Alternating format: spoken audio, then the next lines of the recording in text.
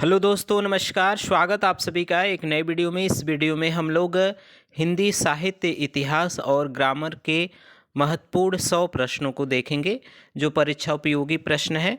तो चलिए शुरू करते हैं। शुरू करने से पहले गुजारिश है, चैनल में नए हैं तो लाइक, सब्सक्राइब, शेयर जरूर करिएगा। बढ़ते हैं पहले प्रश्न की तरफ। इसमें जो पहला प्रश्न है वह पूछा गया है कि 84 वैष्णव की वार्ता किस लेखक की रचना है, यह आपको बताना है। 4 ऑप्शन आपके सामने हैं। तो यहाँ पे दिया गया है 84 वैष्णव की वार्ता।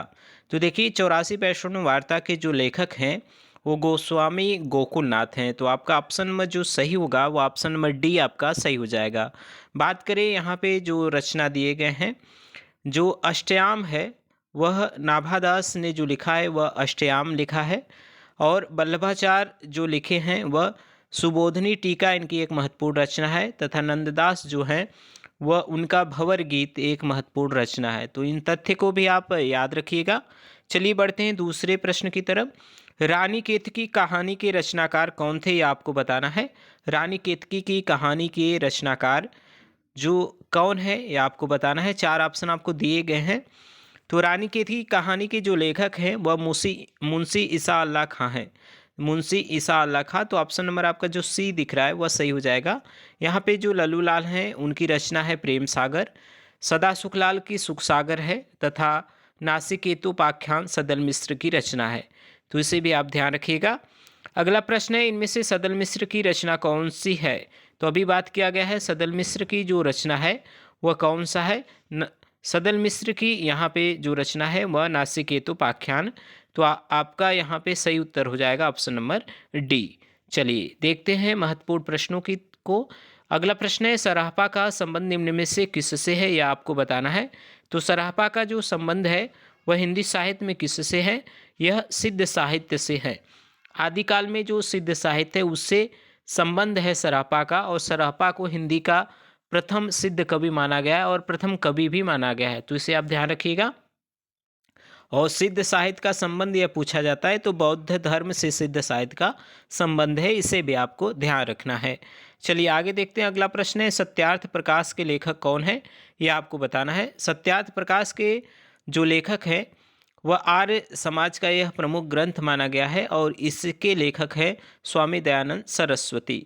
तो स्वामी दयानंद आपका ऑप्शन नंबर जो यहाँ पे ए दिया गया है वह आपका सही हो जाएगा। चलिए आगे बढ़ते हैं, देखते हैं अगला प्रश्न है, आदिकाल को वीर गाथा काल किसने कहा, यह आपको बताना है। तो आदिकाल को देखिए अनेक विद्वानों ने अनेक नाम दिया है। यहाँ पे पूछा गया है वीर गाथा काल। तो पहले बता देते हैं, वीर गाथा काल जो कहा गया है वह रामचंद्र शुक्ल द्वारा आदिकाल को नाम दिया गया है। बात करें कुछ अन्य विद्वानों के जो नाम दिए गए हैं, तो अगर कहें चारण काल तो वह जॉर्ज ग्रियर्सन ने दिया है। आदिकाल को आदिकाल हजारी प्रसाद द्विवेदी ने कहा है। बीजवपन काल महावीर प्रसाद द्विवेदी ने कहा है। और सिद्ध सामंत काल राहुल सांस्कृत्यायन ने। तो ये कुछ महत्वपूर्ण नाम थे, आप इसे ध्यान रखिएगा। बढ़ते हैं अगले प्रश्न की तरफ। अगला प्रश्न है, पृथ्वीराज रासो के रचयिता का नाम बताना है। तो पृथ्वीराज रासो के जो रचयिता हैं वह चंदर बरदाई हैं। तो यहाँ पे आपके उत्तर सही हो जाएगा ऑप्शन नंबर ए। बात करें यहाँ पे जो अमीर खुसरो दिए गए हैं, इनकी रचना है खालिक बारी, तुगलकनामा। यहाँ पे जगनीक जो दिए गए हैं उनका परमाल रासो है जिसे आल्हा खंड कहा जाता है, और नरपति नाल की रचना है बिसलदेव रासो। तो इन सभी को आपको याद रखना है। चलिए देखते हैं अगला प्रश्न है, कबीरदास किस काव्यधारा का प्रतिनिधित्व करते हैं। तो देखिए कबीरदास जो संत काव्यधारा हैं उसके प्रतिनिधित्व करता थे, यानी ज्ञानाश्रयी शाखा निर्गुण धारा जिसे कहा जाता है वह उनके प्रतिनिधित्व करने वाले जो कबीरदास हैं। तो यहाँ पे आपका ऑप्शन नंबर पहला हो जाएगा, संत काव्यधारा या निर्गुण काव्यधारा में जो ज्ञानाश्रयी शाखा है उसके प्रवर्तक कबीरदास हैं। इनकी रचना है साखी शबद रामायणी। तो इसे आप ध्यान रखिएगा। बात करें राम काव्य के श्रेष्ठ कवि तो वह हो जाएंगे तुलसीदास, सूफी काव्य के जायसी और कृष्ण काव्य के सूरदास। आगे देखते हैं अगला प्रश्न है, खुमार रासो के रचयिता कौन है, आपको बताना है।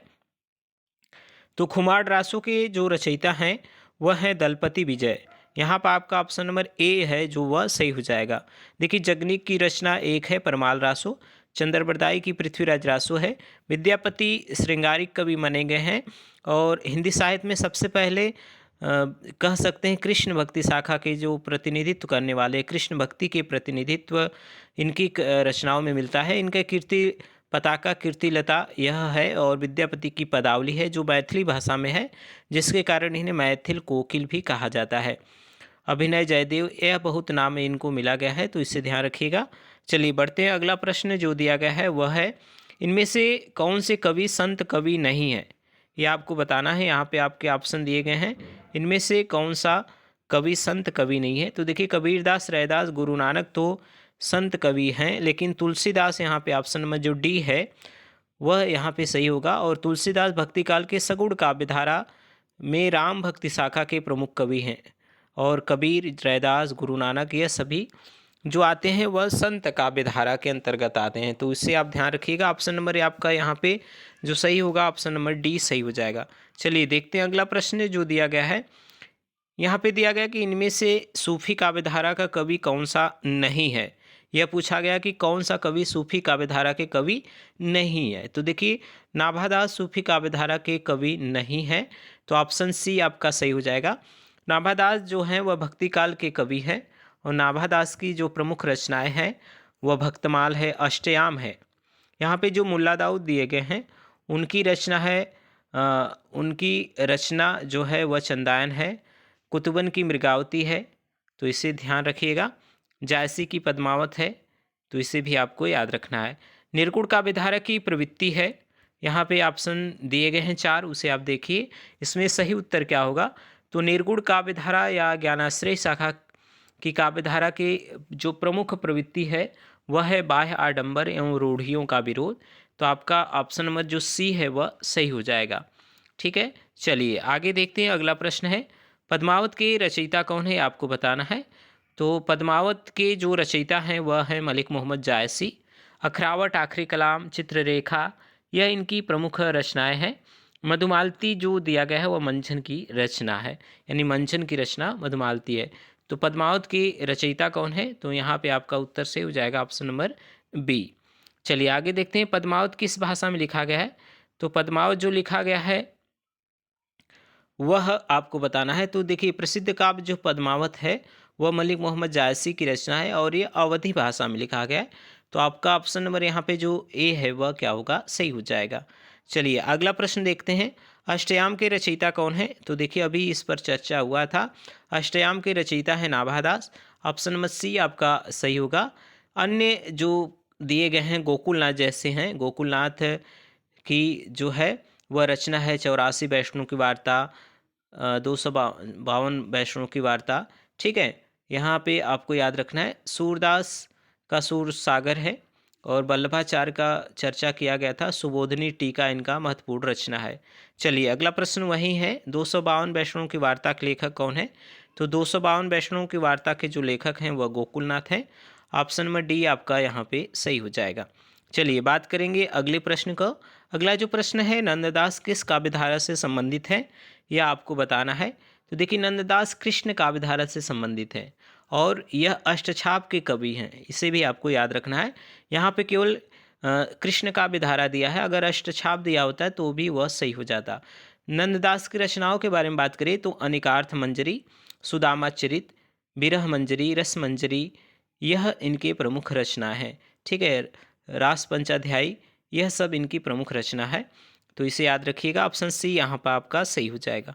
सूरसागर किस भाषा की कृति है, यह आपको बताना है। सूरसागर किस भाषा की कृति है, तो देखिए सूरसागर, सूरसरावली सूरदास की प्रमुख रचना है और सूरसागर ब्रज भाषा में, या इनकी जितनी भी रचनाएं वह सभी ब्रज भाषा में लिखे गए हैं। तो यहाँ पे आपका सही उत्तर हो जाएगा ऑप्शन नंबर बी। चलिए आगे देखते हैं अगले कुछ प्रश्न के और जो प्रश्न दिए गए हैं। हिंदी समालोचना के सूत्रपात के लिए भारतेंदु युग की कौन सी पत्रिका उल्लेखनीय है, यह महत्वपूर्ण प्रश्न है, इसे आप ध्यान रखिएगा। यहाँ पे देखते हैं, यहाँ पे कुछ प्रश्न, यहाँ पे संख्या देखिए क्रम थोड़ा सा आगे पीछे, तो इसे याद रखिएगा। अगला प्रश्न जो है वह हिंदी समालोचना के सूत्रपात के लिए भारतेंदु युग की कौन सी पत्रिका उल्लेखनीय है, यह आपको बताना है। तो देखिए कवि वचन सुधा यह एक महत्वपूर्ण पत्रिका थी। जो 1968 में प्रकाशित हुआ था, संपादित हुआ था भारतेंदु जी के द्वारा में भारतेंदु जी के द्वारा। यह हिंदी समालोचना के सूत्रपात करने के लिए उल्लेखनीय पत्रिका है। बात करें हरिश्चंद्र मैगजीन और बाला बोधनी, यह भी इनकी पत्रिका थी। ठीक है, तो याद रखिएगा यहाँ पे आपका ऑप्शन नंबर ए है वह सही हो जाएगा। अगला प्रश्न जो दिया गया है, इनमें से सरस्वती पत्रिका के संपादक का नाम क्या है, ये आपको बताना है। तो देखिए सरस्वती पत्रिका के जो संपादक हैं, या ऑप्शन में जो आपके दिए गए हैं option number D Mahavir Prasad Dwivedi, वह सही हो जाएगा। तो महावीर प्रसाद द्विवेदी ने 1903 से 1920 ईस्वी तक इस पत्रिका का संपादन किए थे और शुरुआत 1900 में इस पत्रिका का हुआ था और श्याम सुंदर दास इनके प्रथम संपादक माने गए हैं। चलिए अगला प्रश्न है, छायावाद को स्थूल के प्रति सूक्ष्म का विद्रोह किसने कहा है। तो छायावाद को स्थूल के प्रति सूक्ष्म का विद्रोह यह जो कहा गया है वह डॉक्टर नगेंद्र द्वारा। तो ऑप्शन नंबर आपका बी यहाँ पे आपका सही हो जाएगा। अगला प्रश्न है, कौन सा कवि छायावादी नहीं है।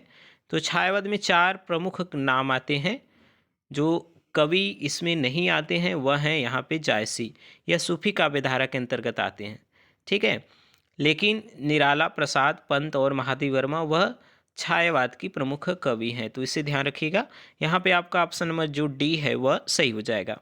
चलिए अगला प्रश्न जो दिया गया है वह है, छायावाद के प्रमुख कवियों में से किसमें गीतों की मधुर वेदना की मार्मिक अभिव्यक्ति हुई है, यह आपको बताना है। सुमित्रानंद पंत के जो गीत हैं उसमें मधुर वेदना की मार्मिक अभिव्यक्ति हुई है। तो यहाँ पे आपका ऑप्शन नंबर बी पंत सही हो जाएगा। अगला प्रश्न है, प्रगतिवादी काव्य सृष्टि है। तो प्रगतिवादी काव्य सृष्टि जो प्रगतिवाद है वह 1936 से 43 तक है और हिंदी साहित्य में सर्वथा नया दृष्टिकोण लेकर यह जो काल है वह आया था। इस काव्य में प्रमुख जो है वह यथास्थितिवादी प्रकृति के थे, यानी यथास्थितिवादी। तो ऑप्शन नंबर यहाँ पे आपका ऑप्शन नंबर जो डी है वह सही हो जाएगा। चलिए अगला प्रश्न है, इनमें से कौन सी रचना केदारनाथ अग्रवाल की नहीं है, ये आपको बताना है। युग की गंगा, नींद के बादल, युग धारा, आग का झरना, ये ऑप्शन दिए हैं। तो देखिए यहाँ पे युग धारा जो दिया गया है वह केदारनाथ अग्रवाल का है। युग धारा केदारनाथ अग्रवाल का है। बाकी युग धारा, सतरंगे पंखों वाली, प्यासी पथराई आंखें, यह सभी जो है वह कह सकते हैं वह है जो रचना है यह सभी वह नागार्जुन का है। तो यहाँ पे जो युगधारा है वह केदारनाथ अग्रवाल की रचना नहीं है। ठीक है, तो ऑप्शन नंबर आपका ऑप्शन डी सही हो जाएगा। अगला प्रश्न है, प्रयोगवाद के प्रवर्तक के अनुसार प्रयोगवादी कवि का मुख्य तथ्य क्या था। तो प्रयोगवाद के प्रमुख प्रवर्तक के रूप में प्रयोगवादी का जो मुख्य तथ्य है वह क्या है, वह है नहीं नई राहों का अन्वेषण। तो ऑप्शन नंबर आपका जो सी दिख रहा है वह ऑप्शन नंबर सही हो जाएगा। चलिए आगे देखते हैं। अगला प्रश्न है, निम्नलिखित में से कौन तार सप्तक का कवि नहीं है। यहाँ पे दिया गया तार सप्तक के कवि कौन नहीं है। ठीक है, तो इसे आप ध्यान रखिएगा। शमशेर बहादुर सिंह जो हैं वे तार सप्तक के कवि नहीं हैं बल्कि नई कविता में के कवि हैं। तो शमशेर बहादुर सिंह आपका ए ऑप्शन सही हो जाएगा। अज्ञे द्वारा संपादित जो तार सप्तक 1943 है उसके प्रमुख कवि हैं अज्ञे, रामविलास शर्मा, प्रभाकर माचवे, नेमीचंद्र जैन, गिरजा कुमार माथुर, भारत भूषण अग्रवाल और ठीक है, तो यह सभी इनके थे। तो ऑप्शन नंबर आपका ए है वह सही हो जाएगा। अज्ञे कौन से वाद के कवि हैं, तो बहुत प्रसिद्ध है। अज्ञे का नाम आते ही मन में एक ही आता है, वह क्या आता है, प्रयोगवाद। प्रयोगवाद के प्रवर्तक माने जाते हैं। 1943 ईस्वी में तार सप्तक के संपादक कर्ता भी थे। तो ऑप्शन नंबर यहाँ पे आपका बी उत्तर यहाँ पे सही हो जाएगा। हिंदी की पहली कहानी लेखिका के बारे में पूछा गया कि कौन सी थी। तो हिंदी की पहली कहानी लेखिका के बारे में बात करें तो वह है बंग महिला, जिसे राजेंद्र बाला घोष कहा गया है। इनकी पहली कहानी थी दुलाई वाली, जो 1907 में प्रकाशित हुआ था। तो ऑप्शन नंबर आपका यहाँ पे बी उत्तर यहाँ पे सही हो जाएगा। यहाँ पे दिया है गुल की बन्नो कहानी, यहाँ पे गुल की बन्नो होना चाहिए, यह धर्मवीर भारती की रचना है। तो यहाँ पे आपका ऑप्शन नंबर जो बी है वह क्या होगा, सही हो जाएगा। चलिए आगे देखते हैं। अगला प्रश्न है, देखिए क्रम थोड़ा आगे पीछे हो गया था तो आप प्रश्न को देखिएगा। इनमें से सूर की रचना कौन सी नहीं है? देखिए, सूरसागर, सुरसरावली, साहित्य लहरी तो है, रास पंचाध्याय यह नंददास की रचना है। तो ऑप्शन डी आपका यहाँ पे सही होगा। इनमें से कृष्ण भक्त कवि कौन सा नहीं है? देखिए, कृष्ण भक्त कवि कौन सा नहीं है? तो सूरदास, रसखान, तुलसीदास, कृष्णदास ऑप्शन दिए। तो तुलसीदास को आप सभी जानते होंगे, यह राम काव्य धारा के कवि हैं। तो ऑप्शन यहाँ पे सही होगा डी। तुलसी के भक्ति का स्वरूप क्या है? तो भक्ति स्वरूप को जरूर याद रखिएगा, इससे प्रश्न बने। तुलसी की भक्ति स्वरूप दास से भाव की है, ठीक है, इसे याद रखिएगा। और तुलसीदास जो थे वह रामानुजाचार्य के श्री संप्रदाय में विशिष्टाद्वैतवाद से प्रभावित कवि माने गए हैं। तो ऑप्शन ए आपका सही हो जाएगा। इनमें से कौन सा ग्रंथ तुलसी द्वारा रचित नहीं है? तो देखिए, गीतावली है, विनय पत्रिका है, दोहावली है, लेकिन रस मंजरी इनका नहीं है, यह नंददास की रचना है। तो इसे याद रखिएगा, ऑप्शन डी सही हो जाएगा। इनमें से कौन सा महाकाव्य अवधि में लिखा गया है? अवधि में जो लिखा गया है वह प्रसिद्ध देखिए है यहाँ पे रामचरितमानस अवधि भाषा में। तो ऑप्शन नंबर आपका सी सही हो जाएगा। रीतिकालीन कवियों की काव्य भाषा क्या थी, ये आपको बताना है। तो रीतिकाल में जितने भी कवि थे उनकी जो भाषा थी वह ब्रज भाषा थी। तो ऑप्शन सी आपका सही हो जाएगा। रीतिकालीन उस कवि का नाम बताइए जिसने वीर रस में कविता लिखी है। तो वीर रस में कविता करने वाले एक महत्वपूर्ण कवि हैं, वे हैं यहाँ पे महाकवि भूषण। ऑप्शन नंबर बी आपका यहाँ पे सही हो जाएगा। रीतिकालीन कवि भूषण ने अपने ग्रंथ में जो शिवाजी और छत्रसाल की वीरता का वर्णन किया है और इनकी रचनाएं वीर रस में है। तो ऑप्शन बी आपका सही हो जाएगा। अगला प्रश्न है, बिहारी सतसई किस भाषा का काव्य ग्रंथ है? तो बिहारी सतसई जो है वह ब्रज भाषा का है। तो ऑप्शन नंबर ए आपका सही हो जाएगा। यह रीति सिद्ध काव्यधारा के प्रमुख कवि हैं, ठीक है। चलिए, अगला प्रश्न है, सुजान शब्द का प्रयोग किस कवि की कविता में सर्वाधिक हुआ है? तो सुजान का शब्द जो अत्यधिक प्रयोग किया गया है वह घनानंद ने अपनी कविताओं में किया है, ठीक है। और इन्होंने श्रृंगार नायिकाओं के लिए भी और भक्ति भाव में भगवान कृष्ण के लिए भी इस शब्द का प्रयोग किया है। अगला प्रश्न है, इनमें से कौन सा कवि रीतिमुक्त नहीं है? देखिए, रीतिमुक्त पूछा गया है, कौन नहीं है? तो यहाँ पे केशवदास जो हैं वह रीतिमुक्त कवि नहीं है, बल्कि यह रीतिबद्ध काव्यधारा के हैं। तो ऑप्शन नंबर आपका डी सही उत्तर हो जाएगा। अगला प्रश्न है, कवि प्रिया के रचनाकार का नाम बताना है। तो कवि प्रिया प्रसिद्ध रचना है केशवदास की, और उनकी अन्य रचनाओं के बारे में बात करें तो रसिक प्रिया, रामचंद्रिका, रतन बावनी, देवचरित, नक्सिक वर्णन, यह सभी इनके हैं। तो यहाँ पे आपका ऑप्शन नंबर जो बी है वह क्या होगा, सही हो जाएगा। अगला प्रश्न है, इनमें से कौन सी भारतेंदु की रचना नहीं है? वैदिकी हिंसा हिंसा न भवती यह इनका है, ठीक है। बादशाह दर्पण है, विशेष विस्मौसदम है, लेकिन पद्मावती नहीं है, यह जायसी की रचना है, ठीक है। चलिए, अगला प्रश्न है, इनमें से कौन सा नाटक भारतेंदु जी का नहीं है? अब नाटक पूछा है तो रणधीर प्रेम मोहिनी यहाँ पे जो दिया गया है वह इनका नाटक नहीं है, ठीक है। बाकी भारत दुर्दशा, प्रेम जोगनी, नील देवी, यह इनकी रचनाएं हैं। चलिए आगे बढ़ते हैं। अगला प्रश्न है, अलका जयशंकर प्रसाद की किस नाटक की पात्र है, आपको बताना है। तो अलका जो पात्र है वह जयशंकर प्रसाद की जो प्रसिद्ध एक नाटक है वह है चंद्रगुप्त नाटक की पात्र है। तो ऑप्शन नंबर डी आपका यहाँ पे सही हो जाएगा। अशोक के फूल निबंध के रचयिता कौन है, ये आपको बताना है। तो अशोक के फूल निबंध के जो रचयिता है, यह प्रसिद्ध निबंध है हजारी प्रसाद द्विवेदी का। तो ऑप्शन नंबर ए आपका सही हो जाएगा। अगला प्रश्न है, इनमें से कौन सी कृति आत्मकथा है? देखिए, प्रश्न महत्वपूर्ण है, आत्मकथा कौन सी है? तो देखिए, हिंदी की पहली आत्मकथा मानी जाती है अर्धकथानक, जो बनारसीदास जैन द्वारा लिखा गया है। तो यह आपका ऑप्शन नंबर जो सी है वह सही हो जाएगा। अगला प्रश्न है, अर्धकथानक किस विधा की रचना है? यह वही प्रश्न अभी है। अर्धकथानक 1641 में लिखा गया एक आत्मकथा है। तो ऑप्शन नंबर आपका डी यहाँ पे सही हो जाएगा। प्रसाद द्वारा रचित इरावती कैसा उपन्यास है? तो देखिए, प्रसाद द्वारा रचित जो इरावती है एक अपूर्ण उपन्यास है और साथ ही साथ एक ऐतिहासिक है। तो ऑप्शन नंबर बी यहाँ पे सही होगा, ठीक है। चलिए, अगला प्रश्न है, इनमें से कौन सा उपन्यास प्रेमचंद का नहीं है? यहाँ पे देखिए, गोदान, कर्मभूमि, सेवा सदन इनका है, लेकिन शेखर एक जीवनी इनका नहीं है। शेखर एक जीवनी जो लिखा गया है वह गे की रचना है, उपन्यास है। चलिए, अगला प्रश्न है, हिंदी में रिपोर्टाज का आरंभ किस युग में हुआ? महत्वपूर्ण प्रश्न है। तो रिपोर्टाज का जो प्रारंभ हुआ है वह प्रसाद उत्तर या छायावदत्तर युग में हुआ है। तो ऑप्शन नंबर यहाँ पे जो डी है वह सही हो जाएगा। और रिपोर्टाज के जो जनक हैं वह शिवदान सिंह चौहान माने गए हैं। ठीक है, चलिए अगला प्रश्न है, हमारी यात्रा के यात्रा वृत्तांत हैं। हमारी यात्रा यह जो है वह किसका है? तो लोचन प्रसाद पांडे का है हमारी यात्रा। ठीक है, तो याद रखिएगा इसे। चलिए अगला प्रश्न है, बनारसी दास चतुर्वेदी के रेखा चित्र कौन है? बनारसी दास चतुर्वेदी के रेखा चित्र कौन है?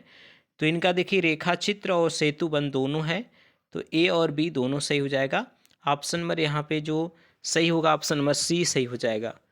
इसी तरह के महत्वपूर्ण रेखा चित्र मानी गई हैं महादेवी वर्मा, उनका है मेरा परिवार अतीत के चलचित्र, तो उसे भी आप ध्यान रखिएगा।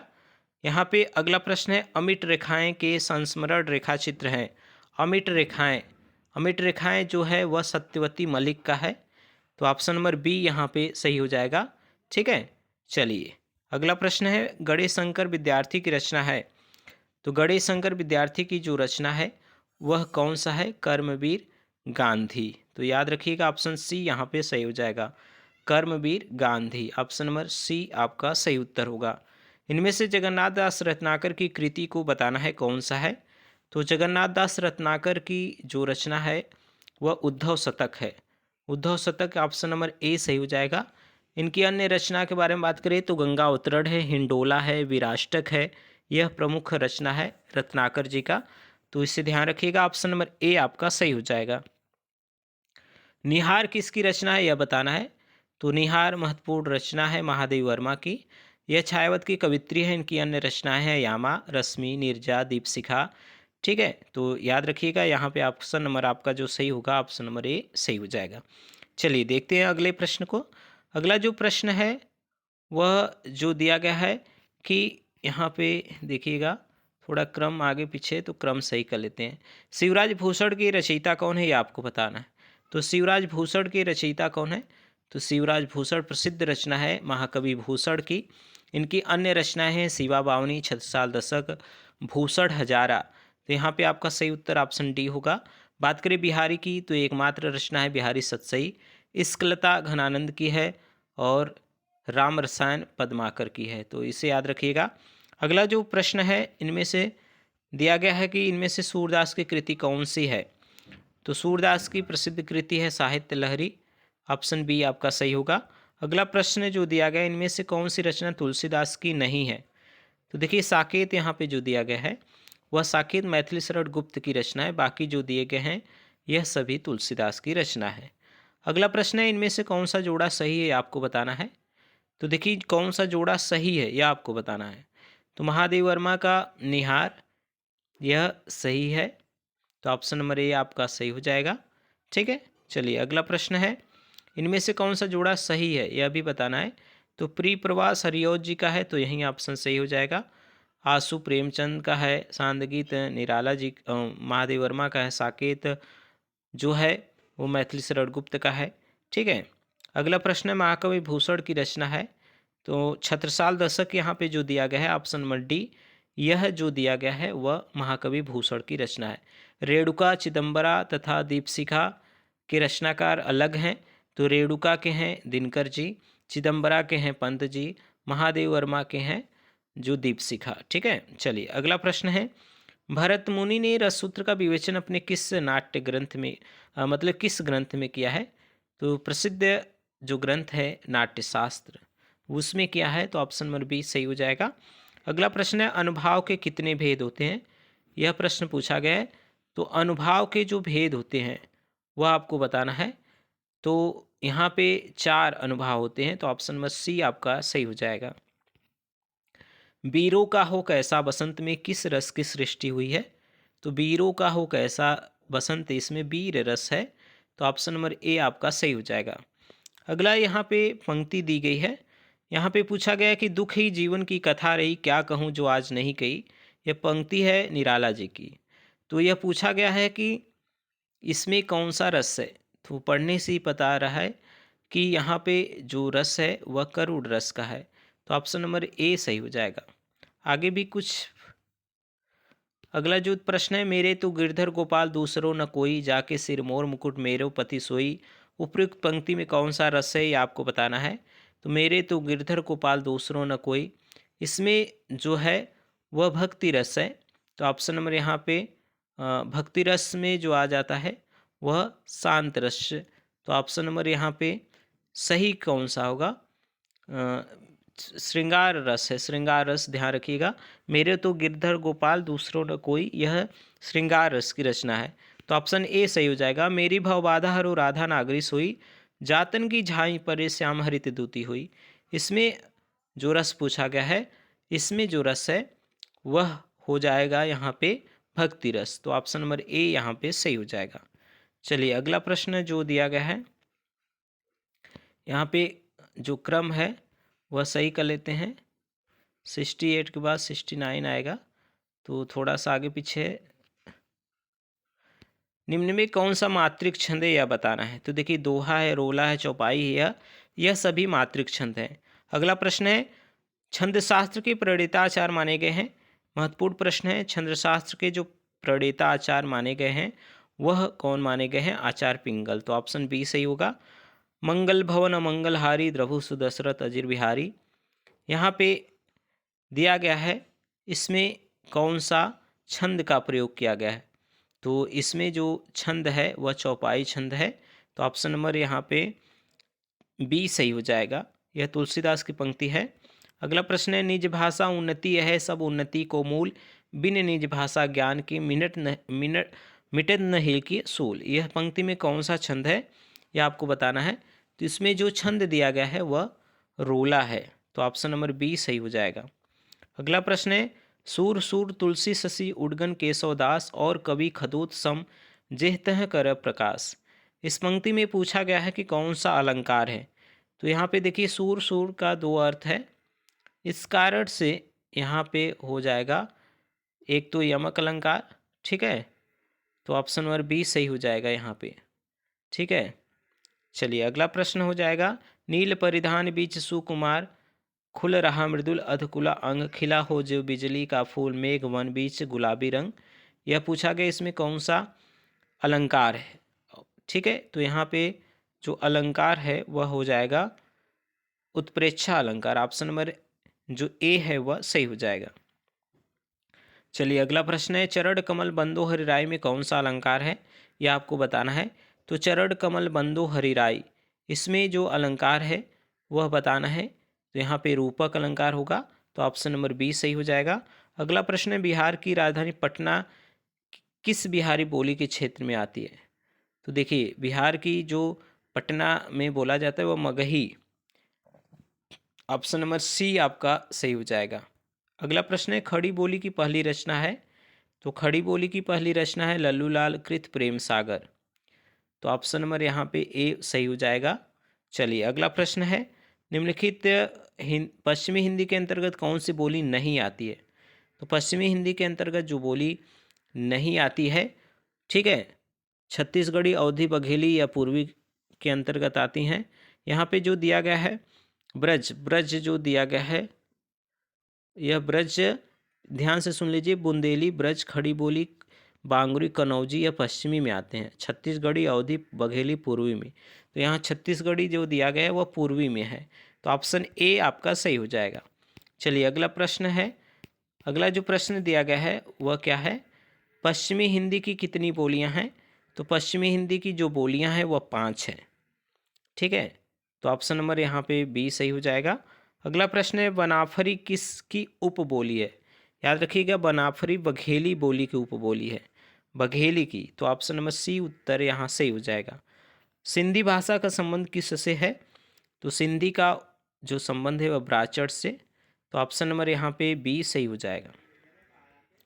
हिंदी किस परिवार की भाषा है। तो हिंदी भारोपी परिवार की भाषा है। ऑप्शन बी सही हो जाएगा। अगला प्रश्न है, कौरवी भाषा का उदय किससे हुआ। तो कौरवी भाषा का जो उदय हुआ है वह पश्चिमी बोली से हुआ है, पश्चिमी हिंदी से। तो ऑप्शन ए सही हो जाएगा। कौरवी को खड़ी बोली कहते हैं, ठीक है। चलिए अगला प्रश्न, निम्नलिखित में कौन सा देशज शब्द है। यहाँ पे देखिए देशज जो शब्द है वह कौन सा है? तो जूता जो शब्द है वह देशज है। ठीक है, तो ऑप्शन यहाँ पे ए सही हो जाएगा। दशानन निम्नलिखित में से कौन सा शब्द है? तो दशानन जो शब्द है वह योग रूढ़ में आता है। ठीक है, दस और आनंद दो अर्थ के योग से बना है और यह केवल रावण के लिए रूढ़ हो गया, इसलिए योग रूढ़ है। निम्नलिखित में से कौन मूर्धन्य ध्वनि नहीं है? देखिए मूर्धन्य ध्वनियाँ जो दी है ट ठ ड यह मूर्धन्य होती है। यहाँ पे ढ जो नीचे बिंदी है वो उच्छिप्त व्यंजन है, तो यह नहीं आता है, तो ऑप्शन डी सही हो जाएगा। अगला प्रश्न, इनमें में से कौन एक अल्पप्राण ध्वनि है? अल्पप्राण जो होता है वह जो आता है पहला, तीसरा, पाँचवा, तो यहाँ पे अल्पप्राण में जो नहीं आएगा वह कौन सा नहीं आएगा यह बताना है। ठीक है, ध्वनि पूछा गया अल्पप्राण, तो क अल्पप्राण है। अगला प्रश्न है, देवनागरी लिपि का विकास किससे हुआ? तो देवनागरी लिपि का जो विकास हुआ है वो ब्राह्मी लिपि से। ऑप्शन बी सही हो जाएगा। देवनागरी लिपि में स्वर वर्णों की संख्या कितनी है? तो देवनागरी लिपि में जो स्वर हैं वह 11 हैं, तो ऑप्शन ए सही हो जाएगा। अगला प्रश्न है, देवनागरी लिपि मूलतः क्या है? तो देवनागरी लिपि मूलतः अक्षरात्मक है। ठीक है, तो ऑप्शन नंबर यहाँ पे बी सही हो जाएगा। अगला प्रश्न है, देवनागरी लिपि के विषय में क्या सत्य नहीं है? तो यह दाएं से बाएं लिखी जाती है, यह असत्य है। ठीक है, तो ऑप्शन नंबर ए सही हो जाएगा। देखिए यह वर्णात्मक अक्षरात्मक इसके बारे में भी है, तो यहाँ पे सी, तो ऑप्शन नंबर यहाँ पे ए सी दोनों सही हो जाएंगे, तो ऑप्शन नंबर ए सी यहाँ पे सही होंगे। तो चलिए इसी तरह के महत्वपूर्ण प्रश्न और वीडियो में हम लाएंगे। वीडियो कैसा लगा है ज़रूर बताइएगा। मिलते हैं एक नए वीडियो में, तब तक के लिए आप सभी का बहुत बहुत धन्यवाद।